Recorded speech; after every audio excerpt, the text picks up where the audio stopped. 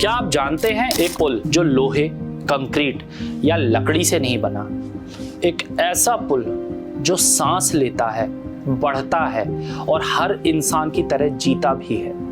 क्या ये विज्ञान है या सिर्फ प्रकृति का कोई चमत्कार?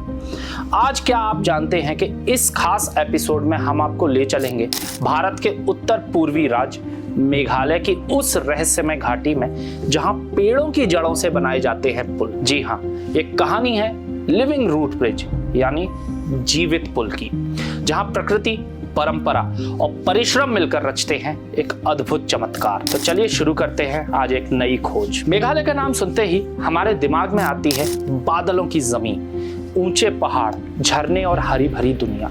लेकिन चेरापूंजी और मासिन राउंड जैसे स्थानों पर छुपे हैं ऐसे जीवित पुल जिनके बारे में बहुत कम लोग जानते हैं।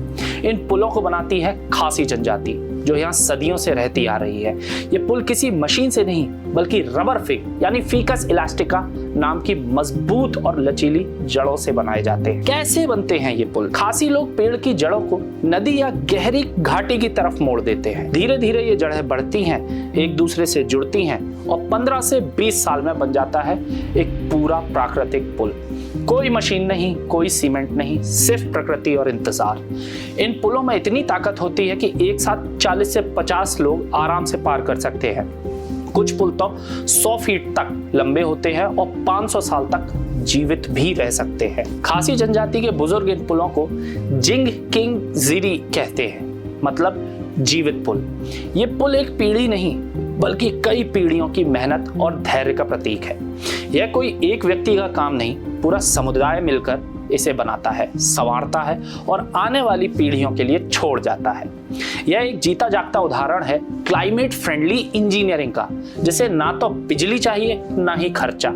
ये पुल पर्यावरण के साथ तालमेल बिठाकर बनाए जाते हैं, ना कि उसके खिलाफ जाकर। जब आज की दुनिया कंक्रीट जंगल में सांस लेने लायक हो गई है, तब मेघालय के ये जीवित पुल हमें याद दिला देते हैं प्रकृति के साथ जीना ही असली विकास है।